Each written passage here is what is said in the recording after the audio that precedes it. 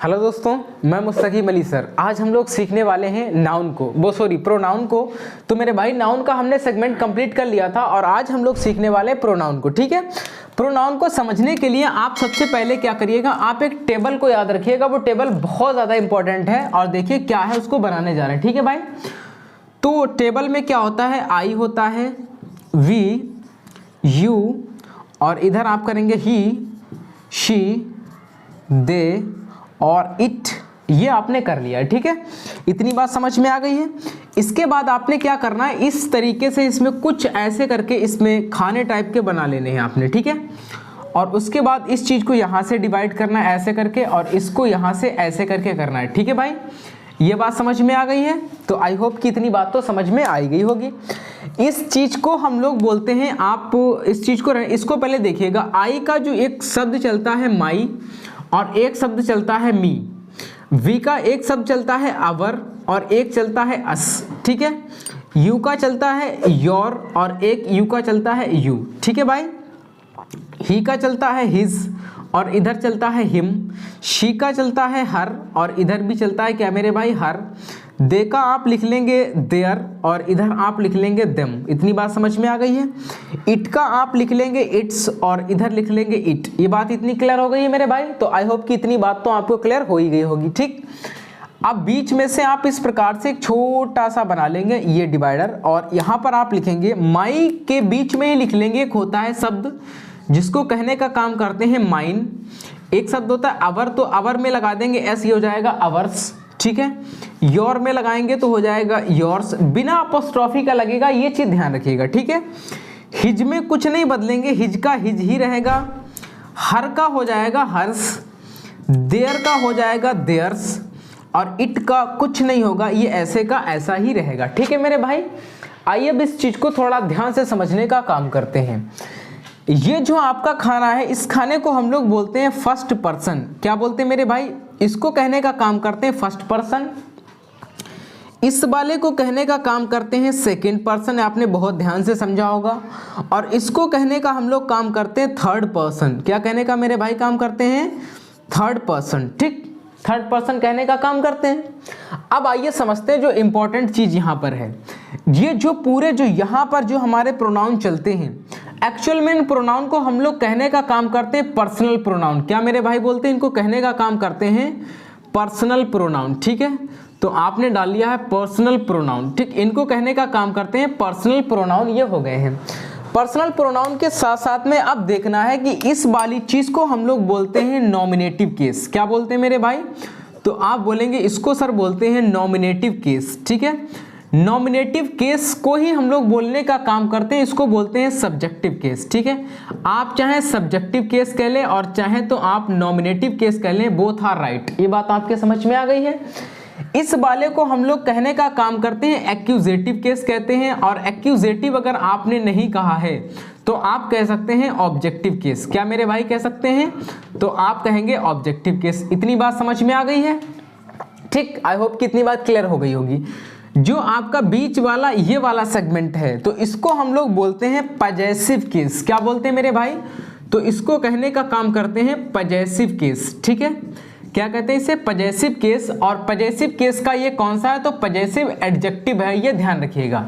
ये क्या है मेरे भाई, तो ये कहलाने का काम करते हैं पजेसिव एडजेक्टिव। और जबकि जो ये वाला शब्द है, इसको कहलाने का काम करता है पजेसिव प्रोनाउन। ये क्या कहलाता है मेरे भाई, ये कहलाता है पजेसिव प्रोनाउन। ठीक है, इतनी बात आई होप कि आपके समझ में आ गई होगी। तो ये कहलाता है nominative case. Nominative case mean subjective case. ये कहलाता है एक्यूजेटिव यानी कि ऑब्जेक्टिव केस।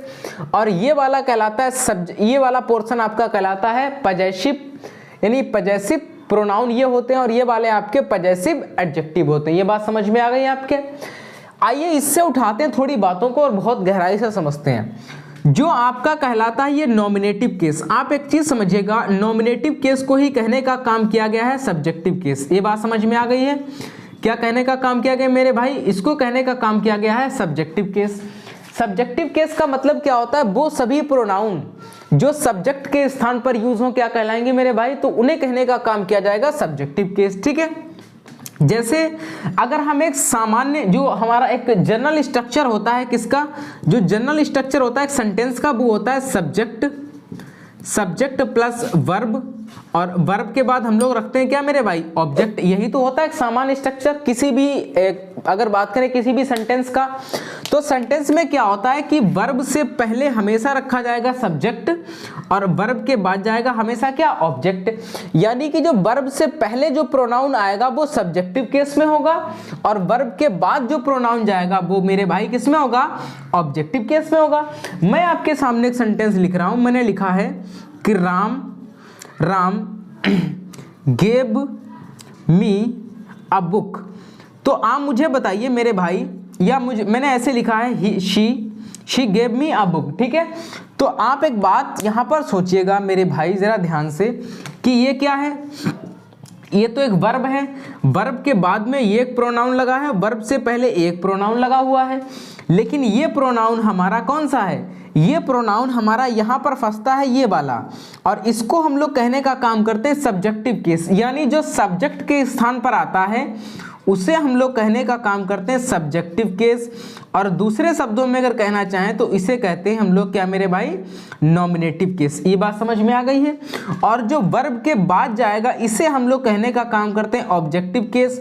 अगर देखा जाए तो बिल्कुल सही ढंग से वर्ब के बाद ऑब्जेक्ट मुझे चाहिए है, जो कि ये मी लगा हुआ है। तो इस प्रकार से जो वर्ब से पहले जो सेंटेंस जो आपका प्रोनाउन आएगा वो सब्जेक्टिव केस में आएगा और वर्ब के बाद जो प्रोनाउन आएगा वो ऑब्जेक्टिव केस में आएगा। एक वर्ब ही नहीं है, आप थोड़ी चीजें यहां पर ध्यान रखिएगा। अगर यहां पर कहीं पर भी आ जाए कि वर्ब की अगर बात कर ली जाए मेरे भाई, तो वर्ब से पहले हमेशा सब्जेक्टिव केस का प्रोनाउन यूज होता है।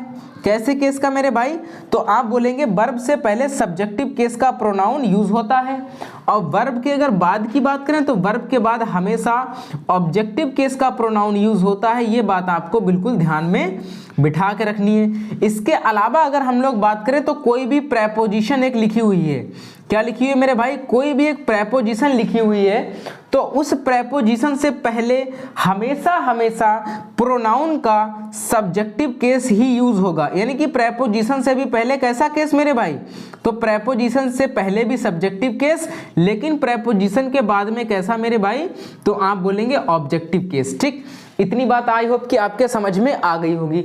तो ये सारी चीजें आज की थी जो बिल्कुल बेसिक स्ट्रक्चर था हमारा चीजों को समझने के लिए, ठीक है, चीजों को समझने के लिए। अच्छा, जैसे मैं अगर यहीं पर एक सेंटेंस लिख दूं, मैंने लिखा, क्या लिखा कि हर गेव मी अ बुक, तो आप बोलेंगे, मैंने लिखा हर गेव मी अ बुक, तो आप बोलेंगे, मैं बोलूंगा ये सेंटेंस सही है नहीं सही है, तो आप कहेंगे बिल्कुल भैया नहीं सही, क्योंकि ये है वर्ब से मुझे पहले क्या चाहिए, सब्जेक्टिव केस, लेकिन लगा क्या पड़ा है, पजेसिव केस। यानी कि आप हर को हटाइएगा, यहाँ पर आप शी लगा देंगे तो बिल्कुल फिट बैठ जाएगा मामला। बिल्कुल भैया, मैंने कह दिया है कि him is a good player, मैंने कहा him is a good player, तो मुझे एक बात बताइए क्या ये बात सही है, बिल्कुल ये सेंटेंस सही है, तो आप बोलेंगे भैया बिल्कुल नहीं है सही है। क्यों नहीं सही है, क्योंकि इज अपने आप में क्या, ये वर्ब है, वर्ब के बाद ऑब्जेक्ट अ गुड प्लेयर, तो बिल्कुल सही बात है, लेकिन इससे पहले मुझे चाहिए वर्ब से पहले क्या, सब्जेक्टिव केस यानी नॉमिनेटिव केस, जबकि हिम क्या है, तो आप हिम की बात करेंगे तो ऑब्जेक्टिव केस है, यानी कि आप हिम को हटाइएगा, इसके स्थान पर आप क्या लाएंगे, ही को यूज कर लेंगे। तो ये बात समझ में आ गई है। तो वर्ब या प्रेपोजिशन से पहले हमेशा नॉमिनेटिव केस और वर्ब या प्रेपोजिशन के बाद में हमेशा ऑब्जेक्टिव केस आना है, और ये सारी चीजें आपको ध्यान होनी चाहिए कल, उसके बाद ही हम अगले अपने सफर को आगे बढ़ाएंगे। ठीक है भाई, तब तक के लिए thank you so much, take care.